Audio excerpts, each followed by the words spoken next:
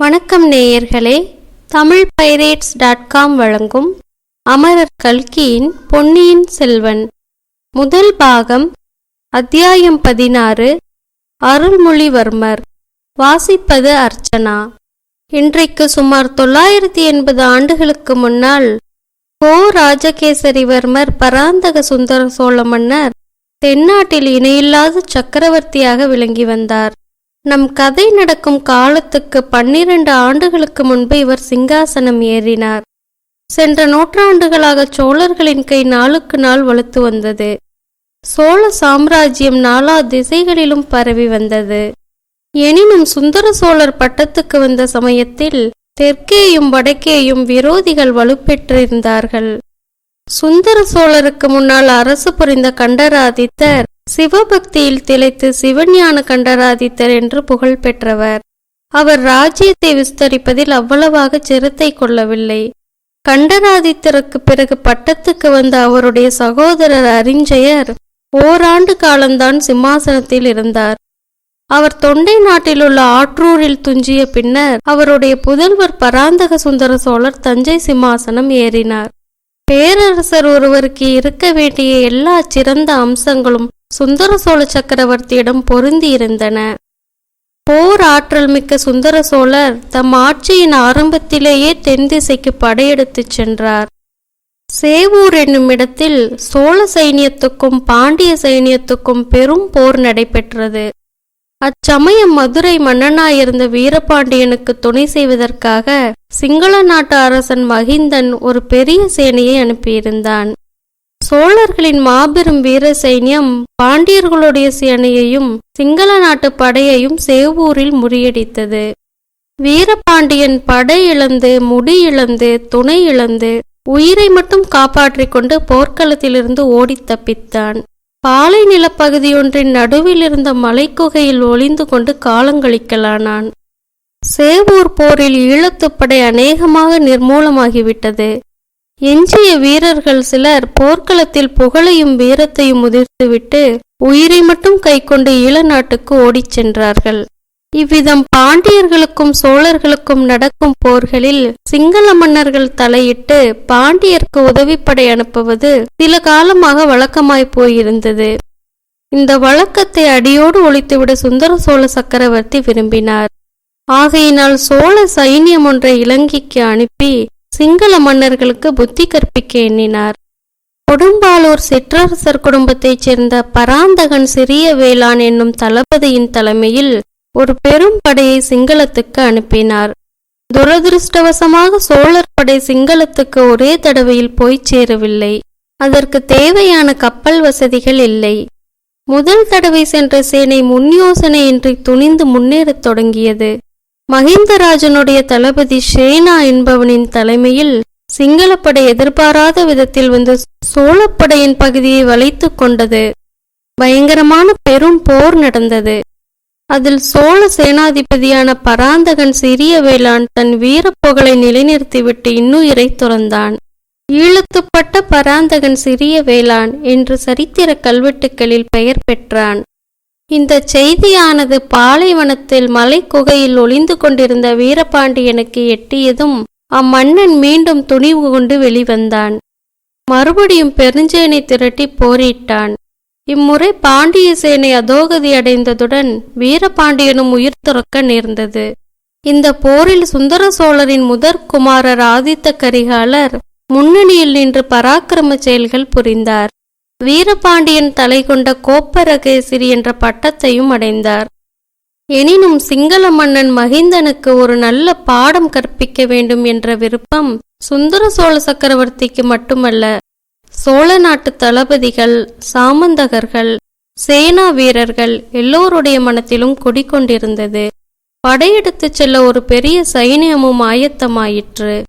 அதற்கு தலைமை வகித்து செல்வது யார் என்னும் கேள்வி எழுந்தது. சுந்தர சோழரின் மூத்த புதல்வர் பட்டத்துக்கு இளவரசராகிய ஆதித்த கரிகாலர் அச்சமயம் வடதிசைக்கு சென்றிருந்தார்.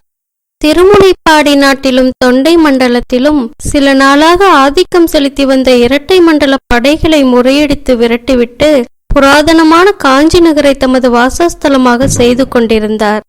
மேலும் வடதிசையில் படையெடுத்துச் செல்வதற்கு ஆயத்தமும் செய்து கொண்டிருந்தார். இந்நிலைமையில் ஈழமண்டல படைக்கு தலைமை வகித்துச் செல்ல சோழ நாட்டின் மற்ற தளபதிகளுக்குள்ளே பெரும் போட்டி ஏற்பட்டது. போட்டியிலிருந்து பொறாமையும் புறங்கூறலும் எழுந்தன. இந்த போட்டியை அடியோடு நீக்கி அனைவரையும் சமாதானப்படுத்தும்படியாக சுந்தர சோழ மன்னரின் இளம் புதல்வர் அருள்மொழிவர்மர் முன்வந்தார். அப்பா, பழையாறை அரண்மனையில் அத்தைகளுக்கும் பாட்டிகளுக்கும் இடையில் இத்தனை நாள் நான் செல்லப்பிள்ளையாக வளர்ந்தது போதும். ஈழப்போருக்கு தலைமை வகித்து நடத்த நானே இலங்கை சென்று வருகிறேன் என்றார் இளங்கோ அருள்மொழிவர்மர். அருள்மொழிவர்மருக்கு அப்போது பிராயம் 19 தான். அவர் சுந்தர சோழரின் கடைக்குட்டி செல்வ புதல்வர். பழையாறை அரண்மனைகளில் வாழ்ந்த ராணிமார்களுக்கெல்லாம் செல்ல குழந்தை. சோழ நாட்டுக்கே அவர் செல்லப்பிள்ளை. சுந்தர சோழ மன்னர் நல்ல அழகிய தோற்றம் வாய்ந்தவர். அவருடைய தந்தை அரிஞ்சயர் சோழ குலத்துக்கு எதிரிகளாக இருந்த வைதும்பராயர் வம்சத்து பெண்ணாகிய கல்யாணியை அவளுடைய மேனி அழகை கண்டு மோகித்து மணந்து கொண்டார். அரிஞ்சயருக்கும் கல்யாணிக்கும் பிறந்த சுந்தர சோழருக்கு பெற்றோர் வைத்த பெயர் பராந்தகர். அவருடைய தோற்றத்தின் வனப்பை கண்டு நாட்டாரும் நகரத்தாரும் சுந்தர சோழர் என்று அவரை அழைத்து வந்தார்கள். அதுவே அனைவரும் வழங்கும் பெயராயிற்று. அத்தகையருக்கு பிறந்த குழந்தைகள் எல்லோருமே அழகில் மிக்கவர்தான். ஆனால் கடைசியில் பிறந்த அருள்மொழிவர்மர் அழகில் அனைவரையும் மிஞ்சிவிட்டார். அவர் குழந்தையாக இருந்தபோது சோழ வம்சத்து ராணிமார்கள் அவரை முத்தமிட்டு முத்தமிட்டு கண்ணும் கனிய செய்து விடுவார்கள். எல்லாரிலும் அதிகமாக அவரிடம் வாஞ்சையுடன் இருந்தவள் அவருடைய தமக்கையாகிய குந்தவை. அருள்மொழிக்கு 2 பிராயந்தான் மூத்தவளான போதிலும் தம்பியை வளர்க்கும் பொறுப்பு தன் தலைமையிலேயே சுமத்தப்பட்டிருப்பதாக குந்தவை பிராட்டி எண்ணியிருந்தாள். குந்தவையிடம் அருள்மொழியும் அதற்கிணையான வாஞ்சை வைத்திருந்தார். தமக்கையிட்ட கோட்டை தம்பி தாண்டுவது கிடையாது. இளைய பிராட்டி ஒரு வார்த்தை சொல்லிவிட்டால் போதும். அதற்கு மாறாக பிரம்மாவும் விஷ்ணுவும் சிவனும் சேர்ந்து வந்து சொன்னாலும் அருள்மொழிவர்மர் பொருட்படுத்த மாட்டார். தமக்கையின் வாக்கே தம்பிக்கு தெய்வத்தின் வாக்காய் இருந்தது. தம்பியின் முகத்தை தமக்கை அடிக்கடி உற்று நோக்குவாள். விழித்து கொண்டிருக்கும் போது மட்டுமல்லாமல் அவர் தூங்கும்போது கூட நாழிகை கணக்கில் பார்த்து கொண்டிருப்பாள். இந்த பிள்ளையிடம் ஏதோ தெய்வீக சக்தி இருக்கிறது, அதை வெளிப்படுத்தி பிரகாசிக்கச் செய்ய வேண்டியது என் பொறுப்பு என்று எண்ணமிடுவாள். தம்பி தூங்கும்போது அவனுடைய உள்ளங்கைகளை அடிக்கடி எடுத்து பார்ப்பாள். அந்த கைகளில் உள்ள ரேகைகள் சங்கு சக்கர வடிவமாக அவளுக்கு தோன்றும். ஆகா, உலகத்தை ஒரு குடைநிழலில் புறந்திட பிறந்தவன் அல்லவோ இவன் என்று சிந்தனை செய்வாள். ஆனால் சோழ சிங்காதனத்தில் இவன் ஏறுவான் என்று எண்ணுவதற்கே இடம் இருக்கவில்லை. இவனுக்கு மூத்தவர்கள், பட்டத்துக்கு உரியவர்கள் 2 பேர் இருந்தார்கள். பின் இவனுக்கு எங்கிருந்து ராஜ்யம் வரப்போகிறது? எந்த சிம்மாசனத்தில் இவன் ஏறப்போகிறான்? கடவுள் சித்தம் எப்படியோ யார் கண்டது? உலகம் மிக்க விசாலமானது. எத்தனையோ தேசங்கள், எத்தனையோ ராஜ்யங்கள் இந்நில உலகில் இருக்கின்றன. புஜபல பராக்கிரமத்தினால் ஒரு நாட்டிலிருந்து இன்னொரு நாடு சென்று சிங்காதனம் ஏறி ராஜ்யமாண்டவர்களை பற்றி கவிதைகளிலும் காவியங்களிலும் நாம் கேட்டதில்லையா? கங்கை நதி பாயும் வங்க நாட்டிலிருந்து துரத்தி அடிக்கப்பட்ட இளவரசன் படகிலேறி இலங்கைக்கு சென்று அரசு புரியவில்லையா? 1000 வருஷமாக அந்த சிங்கள ராஜவம்சம் நிலைத்து நிற்கவில்லையா? இவ்விதமாக குந்தவை பிராட்டி ஓயாது சிந்தித்து வந்தாள். கடைசியாக இலங்கைக்கு அனுப்பும் சைன்யத்துக்கு யார் தளபதியாக போவது என்பதை பற்றி விவாதம் எழுந்தபோது அதற்குரியவன் அருள்மொழிதான் என்ற முடிவுக்கு வந்தாள். தம்பி அருள்மொழி, உன்னை ஒரு கணம் பிரிந்திருப்பதென்றாலும் எனக்கு எத்தனையோ கஷ்டமாகத்தான் இருக்கிறது. ஆயினும் நானே உன்னை போகச் சொல்ல வேண்டிய சமயம் வந்துவிட்டது. இலங்கை படையின் தலைவனாக நீதான் போக வேண்டும் என்றாள். இளவரசர் குதூகலத்துடன் இதற்கு சம்மதித்தார். அரண்மனை வாழ்விலிருந்தும் அந்தப்புற மாதரசிகளின் அரவணைப்பிலிருந்தும் எப்போது தப்புவோம் என்ற அருள்மொழிவர்மரின் உள்ளம் துடித்து கொண்டிருந்தது. அருமை தமக்கையே இப்போது போகச் சொல்லிவிட்டாள். இனி என்ன தடை? குந்தவை தேவி மனம் வைத்து விட்டால் சோழ சாம்ராஜ்யத்தில் நடவாத காரியம் ஒன்றுமே கிடையாது. இளங்கோ அருள்மொழிவர்மர் தென்திசை சோழ சைனியத்தின் மாதண்ட நாயகரானார். இலங்கைக்கும் போனார். அங்கே படைத்தலைமை வகித்து சில காலம் போர் நடத்தினார். ஆனால் போர் எளிதில் முடிகிறதா இல்லை. அவர் போர் நடத்திய முறைக்கும் மற்றவர்களின் போர் முறைக்கும் வித்தியாசம் இருந்தது. தாய் நாட்டிலிருந்து அவர் வேண்டியபடியெல்லாம் தளவாடங்களும் சாமக்கிரியைகளும் சரியாக வந்து சேரவில்லை. ஆகையால் இடையில் ஒரு தடவை தாய் நாட்டுக்கு வந்திருந்தார். தந்தையிடம் சொல்லி தம் விருப்பத்தின்படி எல்லா ஏற்பாடுகளையும் செய்து கொண்டார். மறுபடியும் ஈழத்துக்கு செல்ல ஆயத்தமானார். அருமை தம்பியை போர்முகத்துக்கு அனுப்புவதற்கு குந்தவை தேவி பழையாறையின் பிரதான மாளிகையில் மங்கள நிகழ்ச்சிகளை ஏற்பாடு செய்திருந்தாள். அருள்மொழித்தேவர் புறப்பட்ட போது அரண்மனை முற்றத்தில் வெற்றி முரசுகள் முழங்கின. சங்கங்கள் ஆர்ப்பரித்தன. சிறு பறைகள் ஒலித்தன. வாழ்த்து கோஷங்கள் வானை அளாவின. சோழகுலத்து தாய்மார்கள் அனைவரும் அரண்மனையின் செல்ல குழந்தைக்கு ஆசி கூறி நெற்றியில் மந்திரித்த திருநீற்றை இட்டு திருஷ்டி கழித்து வழி அனுப்பினார்கள். அரண்மனை வாசலின் முகப்பில் அருள்மொழிவர்மர் வீதி வாசற்படியில் இறங்க வேண்டிய இடத்தில் குந்தவை தேவியின் தோழி பெண்கள் கைகளில் தீபமேற்றிய தங்கத்தட்டுகளை ஏந்திக் கொண்டு நின்றார்கள். தோழி பெண்கள் என்றால் சாமானியப்பட்டவர்களா? தென்னாட்டில் உள்ள புகழ்பெற்ற சிற்றரசர்களின் குடும்பங்களைச் சேர்ந்தவர்கள். பழையாறை அரண்மனையில் செம்பியன் மாதேவிக்கு பணிவிடை செய்வதையும் குந்தவை பிராட்டிக்கு தோழியாக இருப்பதையும் பிறர்க்கரும் பாக்கியமாக கருதி வந்திருந்தார்கள். அவர்களிலே கொடும்பாளூர் சிறிய வேளானின் புதல்வி வானதியும் இருந்தாள். இளவரசர் சற்று தூரத்தில் வருவதை பார்த்ததும் அந்த பெண்கள் எல்லாருமே மனக்கிளர்ச்சி அடைந்தார்கள். இளவரசர் அருகில் வந்ததும் கையில் ஏந்திய தட்டுக்களை சுற்றி ஆரத்தி எடுத்தார்கள். அப்போது வானதியின் மேனி முழுவதும் திடீரென்று நடுங்கிற்று. கையில் இருந்த தட்டு தவறி கீழே விழுந்து டனார் என்ற சத்தத்தை உண்டாக்கியது. அடடா, இது என்ன அபசகுணம் என்ற எண்ணம் எல்லாருடைய மனத்திலும் உண்டாயிற்று. ஆனால் தட்டு கீழே விழுந்த பிறகும் திரி மட்டும் எரிந்து கொண்டிருப்பதை பார்த்துவிட்டு அனைவரும் நிம்மதியடைந்தார்கள். இது மிக நல்ல சகுனம் என்றே முதியவர்கள் உறுதி கூறினார்கள். எவ்வித காரணமும் இன்றி பீதியும் கலக்கமும் அடைந்து தட்டை நழுவுவிட்ட பெண்ணை பார்த்து புன்னகை புரிந்துவிட்டு இளங்கோ அருள்மொழிவர்மர் மேலே சென்றார். அவர் அப்பால் சென்றதும் வானதியும் மயக்கமடைந்து கீழே சுருண்டு விழுந்து விட்டாள். ஆகா, இப்பேற்பட்ட தவறு செய்துவிட்டோமே என்ற எண்ணமே வானதியை அவ்வாறு மூர்ச்சியடைந்து விழும்படி செய்துவிட்டது. குந்தவையின் கட்டளையின் பேரில் அவளை மற்ற பெண்கள் தூக்கிச் சென்று ஓர் அறையில் மேடையில் கிடத்தினார்கள். குந்தவை பிராட்டி தம் சகோதரர் புறப்படுவதை பார்ப்பதற்கு கூட நில்லாமல் உள்ளே சென்று வானதிக்கு மூர்ச்சை தெளிவிக்க முயன்றாள். வாசலில் நின்றபடியே வானதி சுருண்டு விழுந்ததை பார்த்துவிட்ட அருள்மொழிவர்மர் தாம் குதிரை மீது ஏறுவதற்கு முன்னால் விழுந்த பெண்ணுக்கு எப்படி இருக்கிறது, மயக்கம் தெளிந்ததா என்று விசாரித்து வர ஆள் அனுப்பினார்.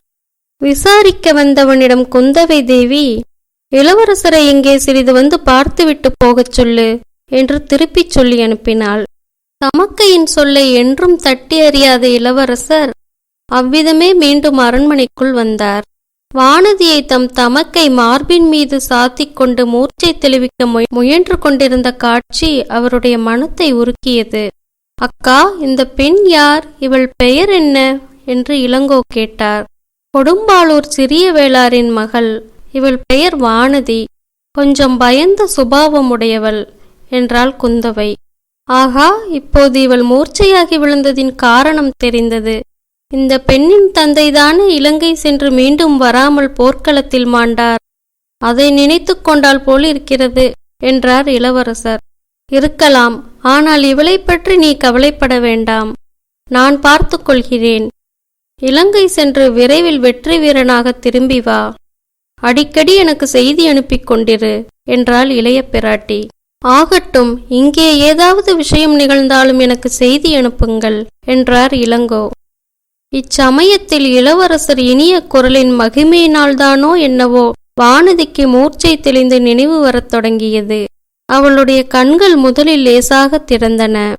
எதிரில் இளவரசரை பார்த்ததும் கண்கள் அகன்று விரிந்தன. பின்னர் முகமும் மலர்ந்தது. அவளது பவளச் செவ்வாயில் தோன்றிய புன்னகையினால் கன்னங்கள் குளிந்தன.